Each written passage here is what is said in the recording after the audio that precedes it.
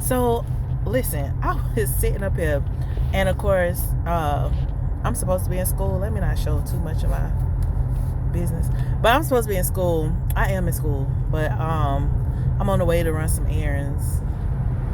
Y'all, that's all I got. I ain't got nothing to say. For y'all who gonna learn how to be my best friends, y'all gonna know what that mean when y'all see it. But needless to say, I digress. That ain't even why I popped on here to talk to y'all. I was just writing by this girl, and this girl had did some like little Schroeder shug or whatever. And like how usually you see people do certain things in action, and you be like, yeah, they crazy, or something like that. And I was like, what she got going on? That's me in my head. Like, what she got going on? Um, and I started to think about how we see people like out in the streets. Maybe they're homeless or, have mental health issues or whatever else. And these people, they have these sporadic conversations or sporadic motions that they do while they are out and about. And you feeling that you are the normal person, you place a little judgment, and you be like, oh, they crazy, or they psychotic, or whatever it may be. Like you just place judgment on these individuals because of how they are reacting. And I thought about this book that I was reading. I think it was Conversations with the Devils, or Outwitting the Devil. I think it was Outwitting the Devil. But yeah, I think that was the conversation. And inside of that book, the guy said, it was a sentence. It was like a sentence or a line. I can't even think about what it said. Let me just tell you this way. So one or two things that he was talking about in the book was when he was having a conversation with the devil was kind of like, I trick people into, doing what I need them to do. Like, they join my 98% of people do exactly what I need them to do. 98% of people are on my team. It's only a 2% that's not. And so of course there was this conversation between the man and the devil, and they were, he was just asking him questions and pulling things out of him to see this expression. It's the same guy who wrote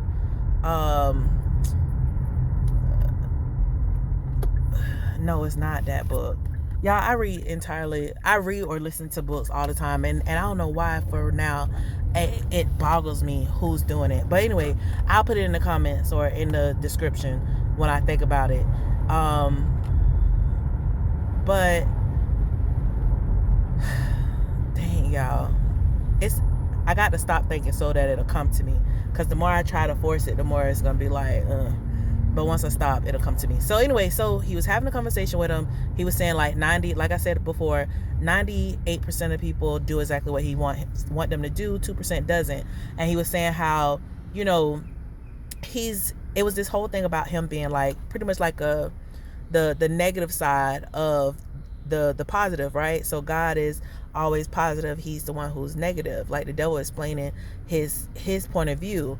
And he was just saying how, the other, which is God, is his adversary, and how he's always thinking about this plus side. And it was a really good book. I do advise or recommend that you read it if you can, and comprehend it if you can. And I think I might take some time out myself to write some things down and actually present the book the way that I see it, because of course everybody sees things differently. But overall, in all of this conversation, what I pulled from it was you have positive and negative in everything, right? And I always talk about how this plane is built on duality, and as at your lowest form, and I don't even want to say lowest, at your smallest form, you are an atom, and an atom has both positive and negative. So no matter what you do or what you describe yourself as, we're always going to have positive and negative. And it's what we feed the most, which is what is produced and seen within our lives the most. So With all that being said, right, my feel, based off of the conversation that was in the book, he said something to the effects of people have a tendency to have conversations within themselves, right? We have these internal dialogues, and most of the time, the internal dialogue can be positive or it can be negative, and that is part of our outlook and um, part of what is produced within our lives.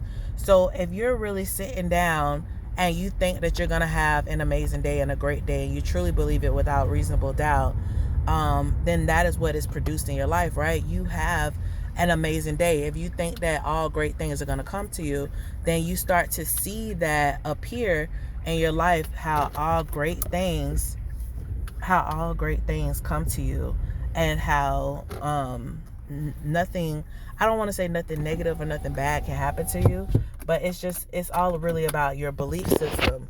And so I really, took in what he was saying. And then they were mentioning how, people have this internal dialogue, of course, and even within your internal dialogue, we have a tendency to focus on a positive or a negative when we have these internal dialogues or internal conflicts, or whatever you want to see it as and say it as. And I just thought that to be, very much so, very interesting. And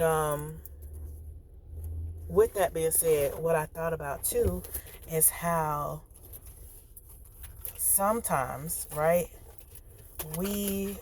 hold on, y'all, I'm gonna come right back. My bad, y'all, I had to take my jacket off, get my life together. But anyway, how sometimes, like, we don't even really sit and think about the simple fact that we have these internal dialogues in our minds, and yet some people, because of the mental state that they're in, when you see these people wilding out and doing certain stuff, they wilding out and having actions and reactions, but it's literally the same conversation. They just can't hold it in. But we'll come back to this later, y'all. Let me get this stuff for my job. I'll see y'all later.